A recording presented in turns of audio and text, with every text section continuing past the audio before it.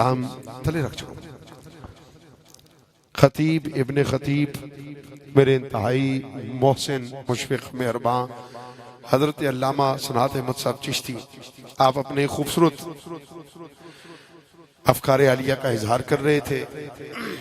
दुआ है कि अल्लाह ताला हमारे इस भाई को नजर बद से महफूज रखे और इसी तरह दीन इस्लाम की तबलीग और प्रचार और हुजूर के इश्क व मोहब्बत की बातें आप दोस्तों को सुनाते रहें।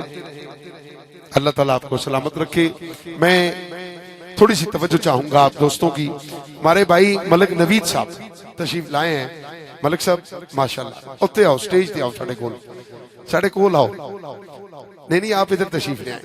वैसे तो सारे ही दोस्त मोहब्बत वाले हैं, लेकिन नवीद भाई के साथ जो ताल्लुक है वो मुबशर भाई की वसातत से बड़ा प्यारा है। तो आप जरा करीब आ जाएंगे, बड़ी मेहरबानी होगी। हाँ करो।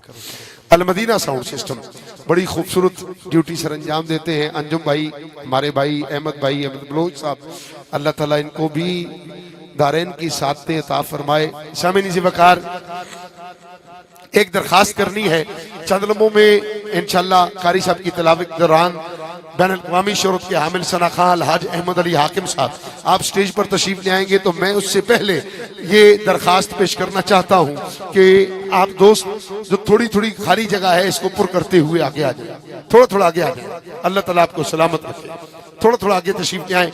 हमारे दरमियान मुझसे कबल बड़ा बेहतरीन तारुफ आपको पेश कर चुके हैं खतीब अहले सुन्नत अल्लामा सनात अहमद चिश्ती साहब, इनका कि दुनिया में जहां कुरान पढ़ने वाले 1.25 अरब मुसलमान मौजूद हैं, तवज्जो है मेरी तरफ, 1.25 अरब मुसलमान मौजूद हैं, उनके लिए ये शक्ल किसी तारुफ का मोहताज नहीं है।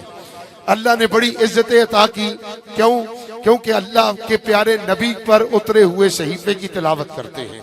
कुछ दिन कबल पाकिस्तान की नुमाइंदगी करते हुए बांग्लादेश तशरीफ लेकर गए और वहां पर अल्हम्दुलिल्लाह अल्लाह के कलाम की तिलावत की, 4 चांद लगाए और हमारे मुल्क के लिए बाइस फख्र बने।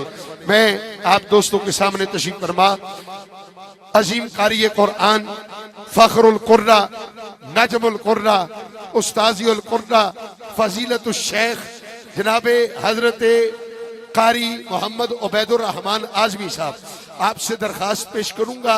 आप तशरीफ फरमा हो चुके हैं।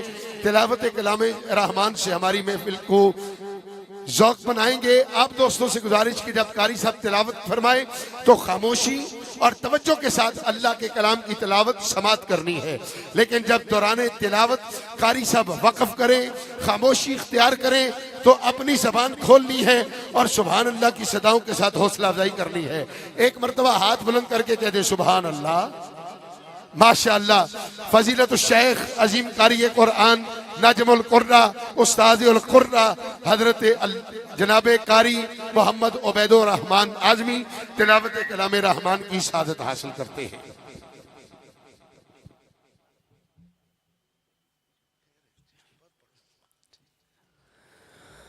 अस्सलामु अलैकुम वरहमतुल्लाहि वबरकातुह।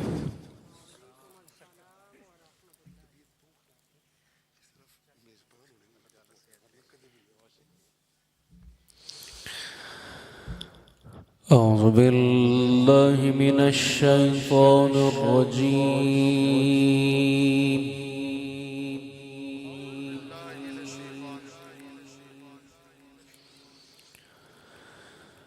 بسم الله الرحمن الرحيم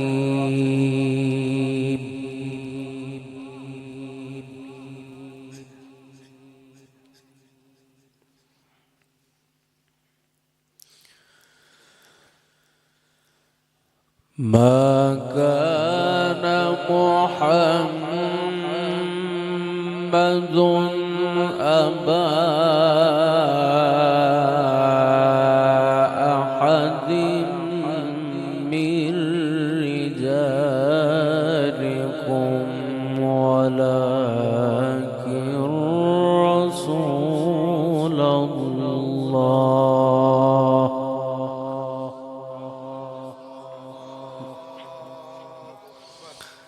1500 साल जश्न के ऐन मुताबिक मैंने आज के दिन की सबसे बड़ी आयत का इंतखाब किया है। ये याद रखिए कि खालिक का कलाम सुनाने की ज़िम्मेदारी मेरी है, बाकी मखलूक का कलाम आप सुनेंगे नात की शक्ल में। तो जो अल्लाह ने हुजूर की तारीफ़ नात की शक्ल में की है वो मेरी ज़िम्मेदारी है, और जो उन्होंने तारफ़ करवा दी ये बड़ा तारुफ़ है, मैं इस काबिल नहीं हूँ। मैं पूरी कोशिश करूँगा। ये आयत बहुत एहतराम वाली, बहुत खूबसूरत, जितनी आप तवज्जो देंगे आपको इसका लुत्फ़ आएगा जी इंशाअल्लाह। मा काना मुहम्मदुन अबा अहदिम मिर रिजालिकुम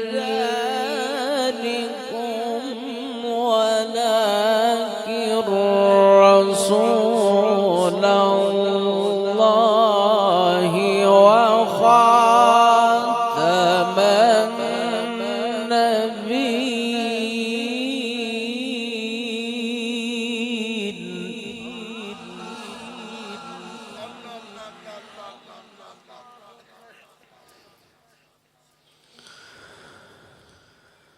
وكان الله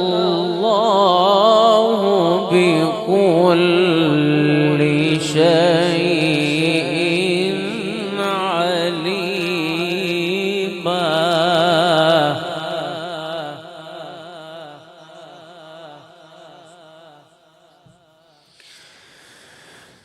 يا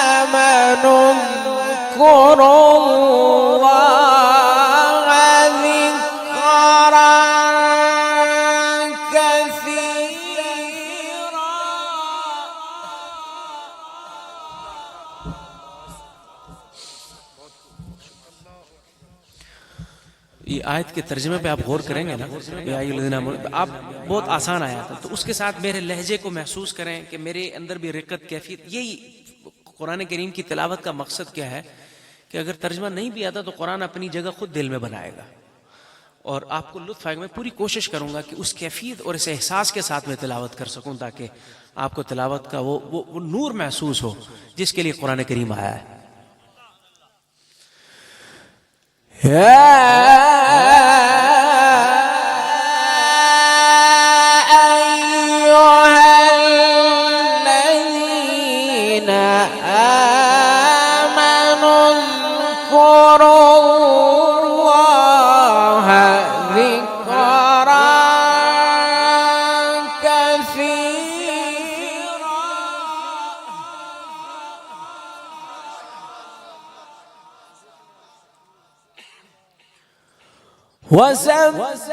وسبحوه بكرة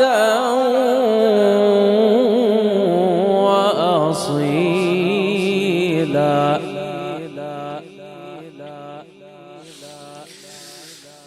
ما كان محمد أبا أحد من رجالكم ولكن رسول الله وخاتم النبيين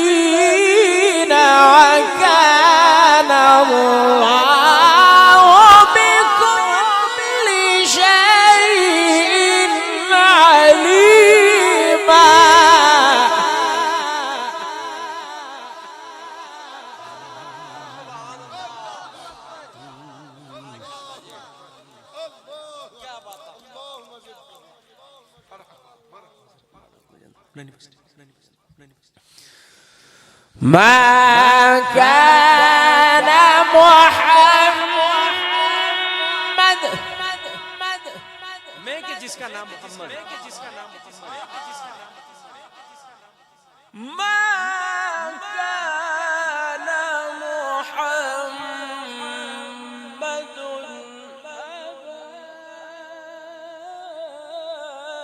أحد من رجالكم ولكن رسول الله وخاتم النبيين وكان الله بكل شيء عليما.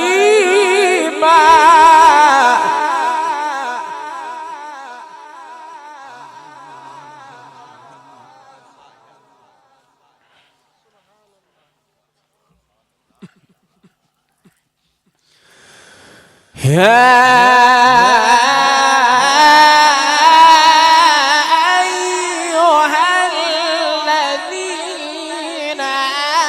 آمنوا اذكروا الله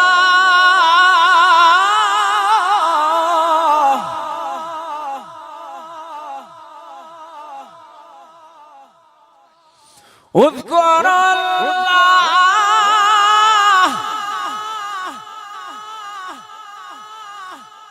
اذكروا الله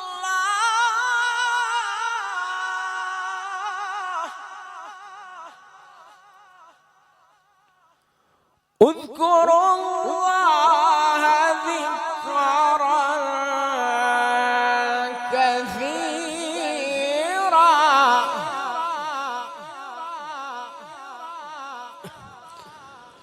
وسبحوه بكرة وأصيلا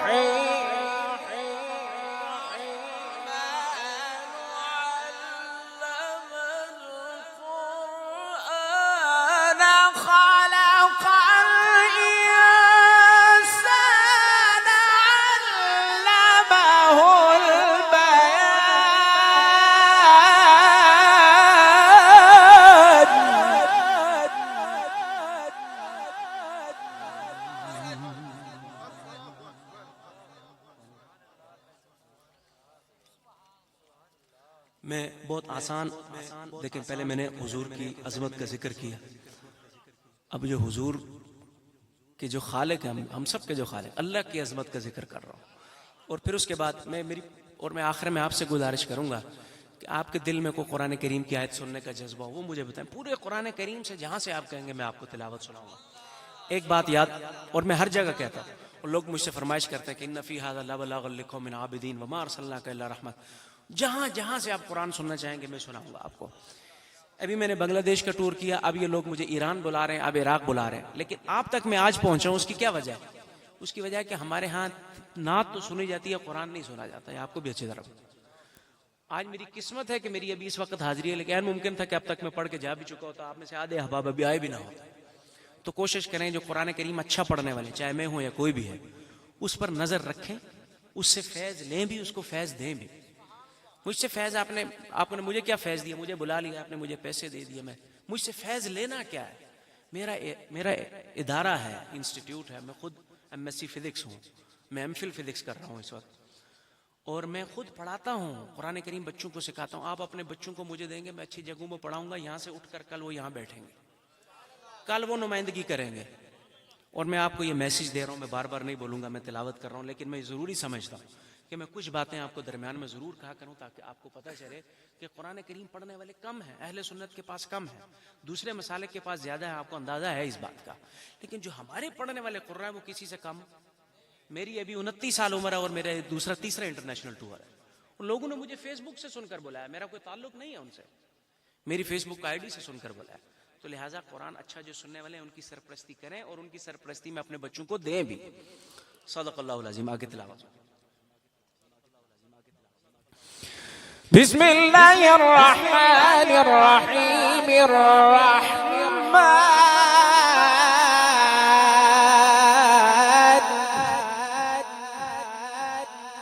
अल्लमल क़ुरआन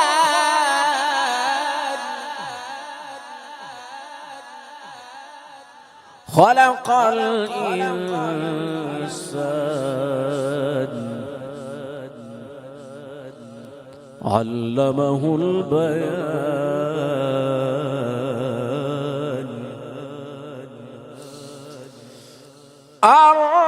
الرحمن علم القرآن خلق الإنسان علمه البيان الشمس والقمر بحسب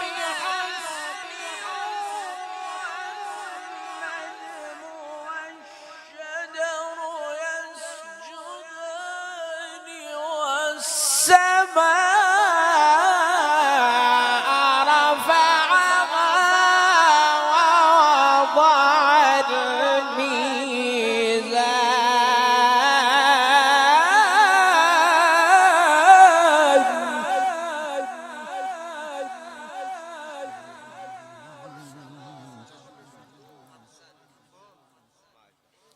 ये कुरान करीम की तिलावत का एक लहजा मैंने सुना है, 7 लहजे हैं कुरान करीम के। आपने जितना ज़ौक़ समात बुलंद रखा, मैं इंशाल्लाह सारा कुरान जितने लहजात हैं मैं कमो बेश आपको सुना कर जाऊंगा। الرحمن علم القرآن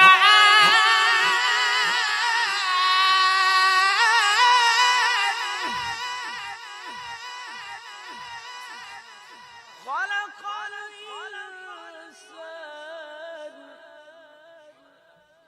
علمه البيان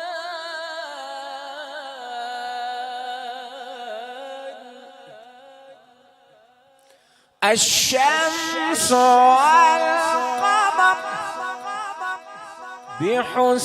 بحسبان والنجم والشجر يسجدان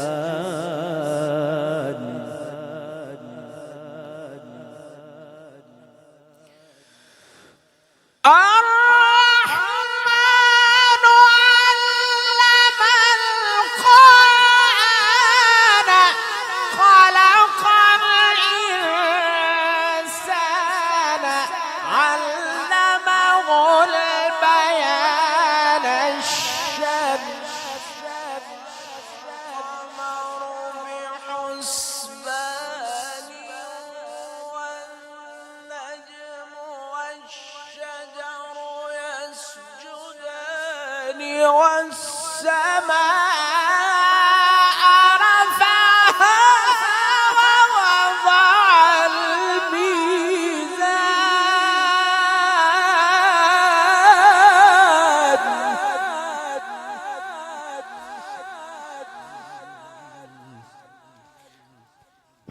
दोस्ताने की वकार जितनी खूबसूरत कारी साहब तिलावत कर रहे हैं, इतनी खूबसूरत सुभान अल्लाह की आवाज नहीं आ रही। हाथ बुलंद करके एक दफा कही सुभान अल्लाह। जिसका दिल ठहराया ना वो तिलावत सुने तो सुभान अल्लाह आखी जाए। एक बारी फिर आप सुभान अल्लाह।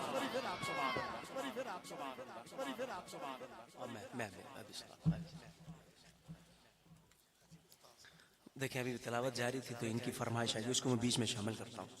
इन्होंने जो आयत सुनने की कोशिश की है ना, कुरान कहता है कि अल्लाह अंज़लना हाज़ल कुरान, कि मैं कुरान को अगर अल्लाह पहाड़ों पर उतारा तो खशियत के साथ रेजा रेजा हो जाते। तो ये मोमिन का दिल है जिसके अंदर अल्लाह ने कुरान को समझा। इनकी फरमाइश है अच्छा, ये जो फरमाइश कर रहे हैं इसको मैं मकामुल बयात दूसरे लहजे में पढ़ूंगा, जरा इसको सुनिए। बिस्मिल्लाहिर्रहमानिर्रहीम।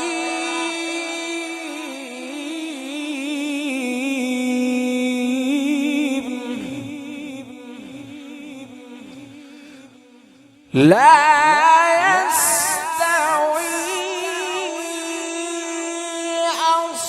अस्हाबुन नारि व अस्हाबुल जन्नति अस्हाबुल जन्नति हुमुल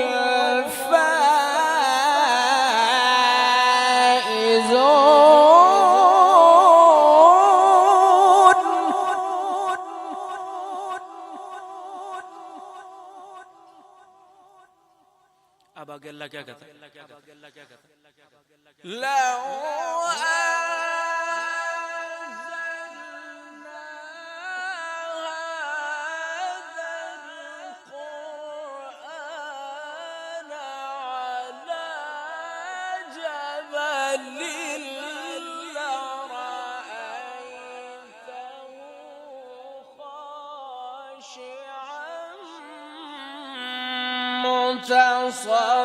متصدعا من خشية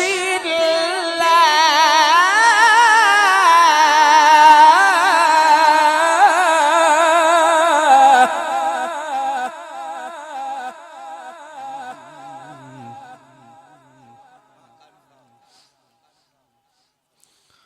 وتلك الأمثال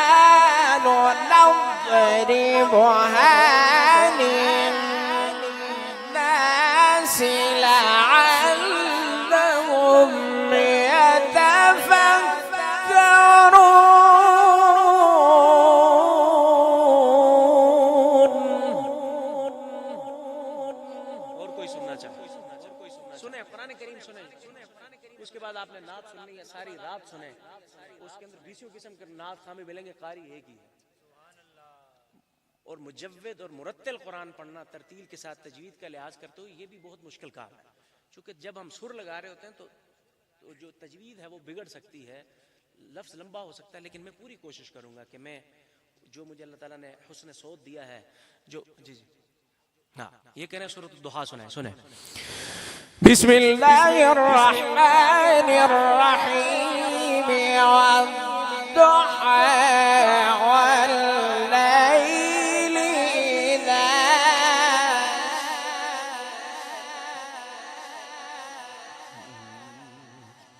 मा वद्दअक रब्बुक वमा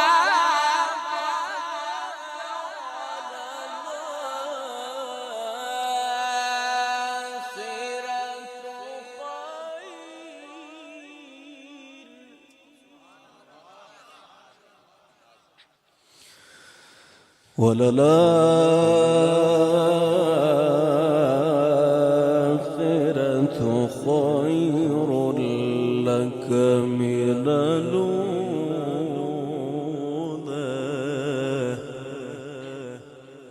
अब सुने।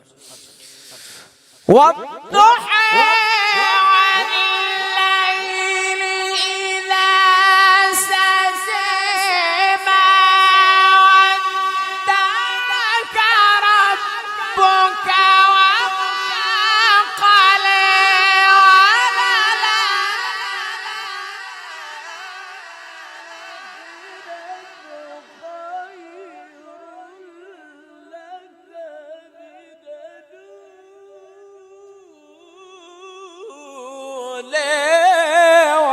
ولسوف يعطيك ربك فترضى.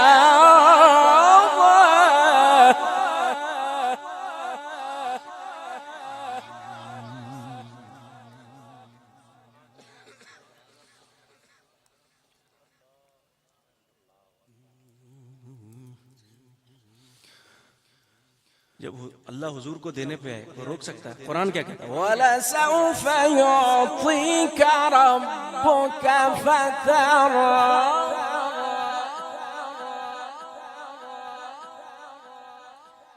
ولسوف يعطيك ربك فترضى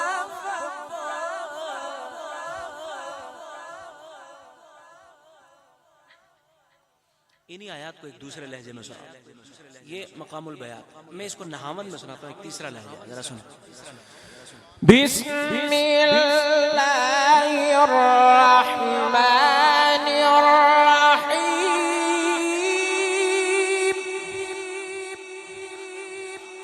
والضحى والليل إذا سجى ما ودعك ربك وما قلى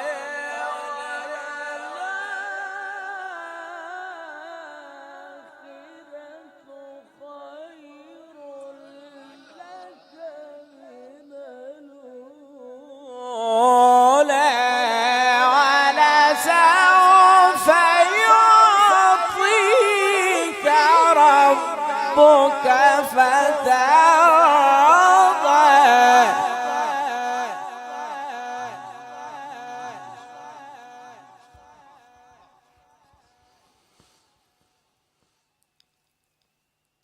कोई सुनना चाहे ولسوف يعطيك ربك فترضى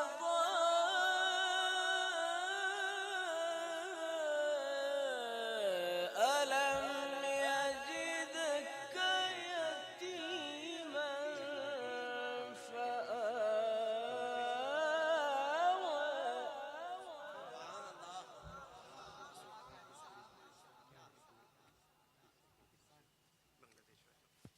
कौन सी पड़ी?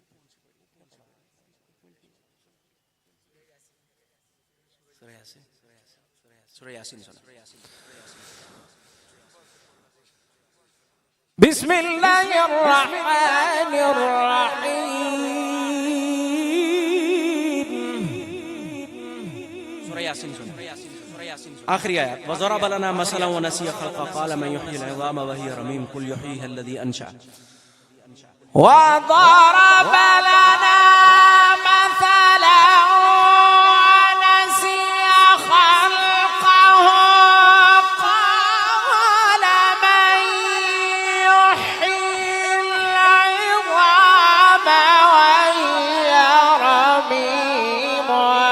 رميم قل يحييها الذي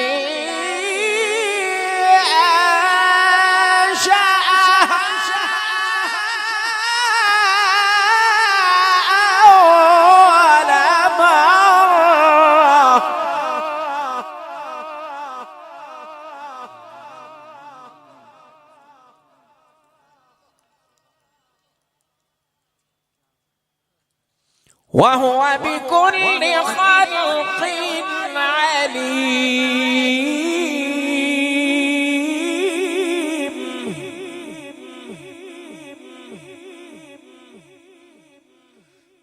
وضرب لنا مثلا ونسي خلقه قال من يحيي العظام وهي رميم قل يحييها الذي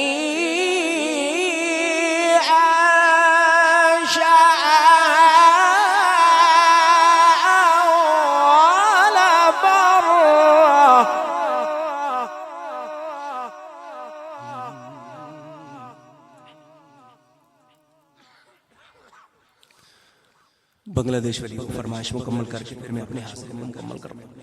بسم الله الرحمن الرحيم الحمد لله رب العالمين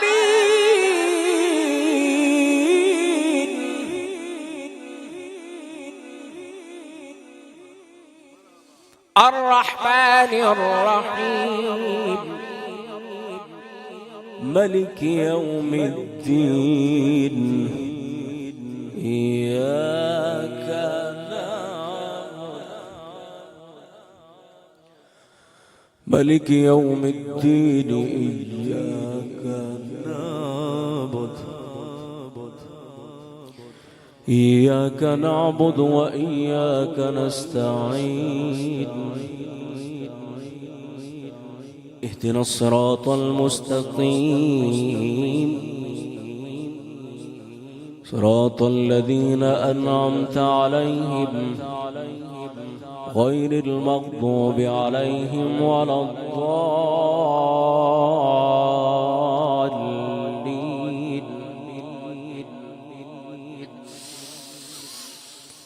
الحمد لله رب العالمين الرحمن الرحيم مالك يوم الدين إياك نعبد وإياك نستعين اهدنا الصراط المستقيم صراط الذين أنعمت عليهم غير المغضوب عليهم ولا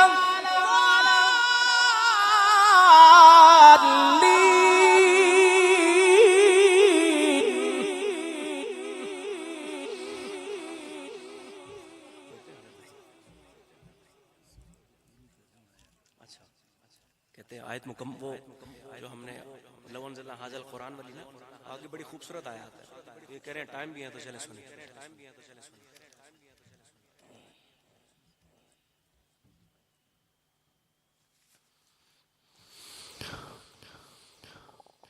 هو الله الذي لا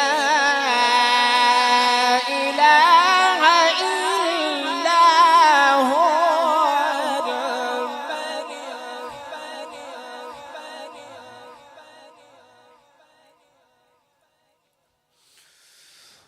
هو الله الذي لا إله إلا هو عالم الغيب والشهادة هو الرحمن الرحيم هو الله الذي لا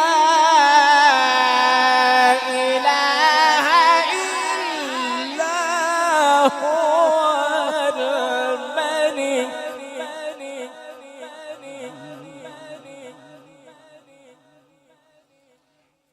यहाँ से आगे एक चौथा लहजा, इसको बोलते हैं झार का। आप आवाज के फर्क को महसूस कीजिए। अब मैं आवाज बदलने लगा हूं। इसको बोलते हैं झार का। لا إله إلا هو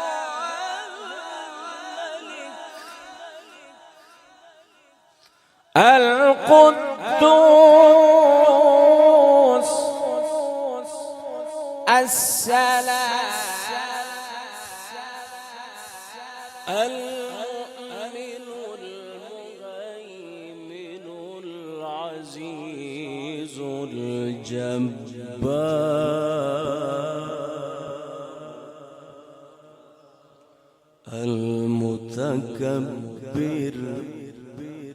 سبحان الله अब इसकी उठान जा करें। لا إله إلا هو الملك القدوس المؤمن المهيمن العزيز الجبار المتكبر سبحان الله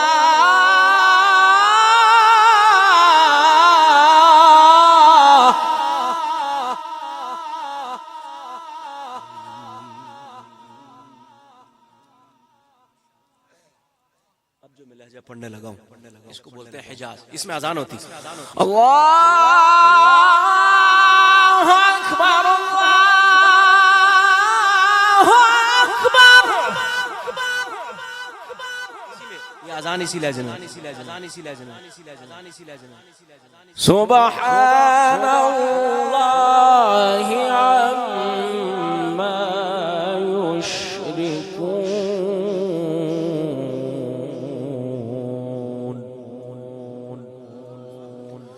हुवा अल्लाहु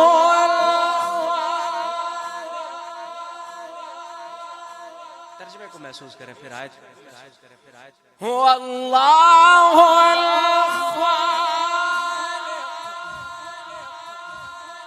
البارئ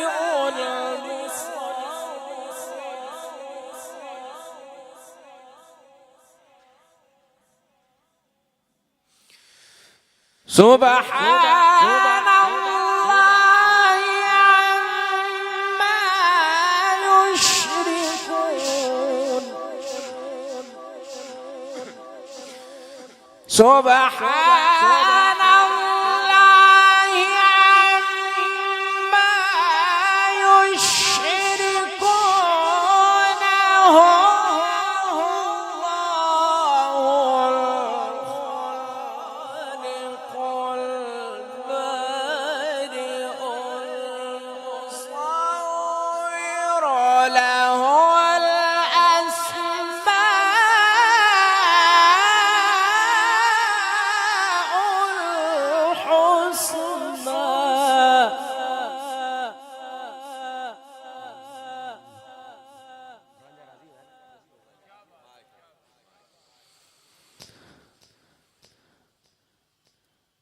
سبحان الله. سبحان الله.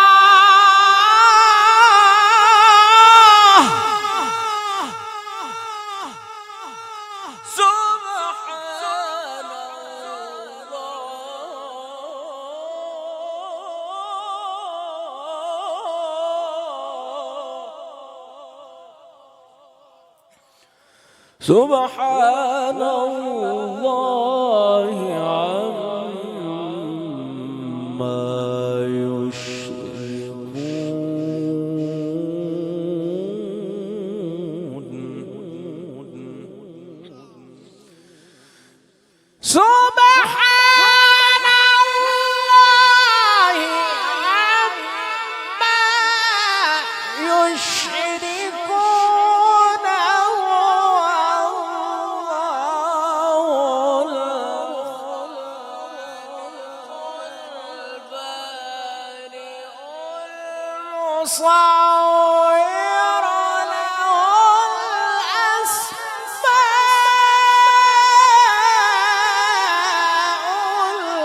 المصور له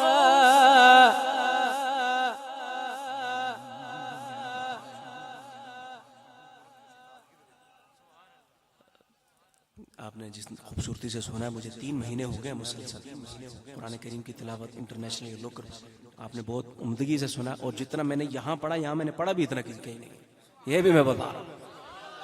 और ये बस ये शायद को कबूलियत की घड़ी अल्लाह मेरा पढ़ना और आपका सुनना। आपने दुआ करनी कि अल्लाह ताला मुझे कुरान करीम की खिदमत ले और नज़र से बचाए। युसब्बिहु लहू मा फिस्समावाति व मा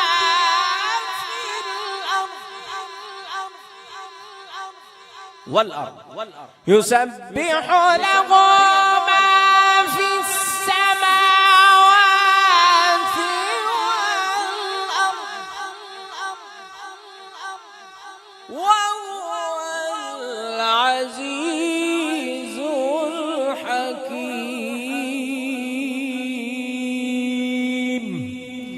सदक़ल्लाहुल अलीयुल अज़ीम। الفاتحة.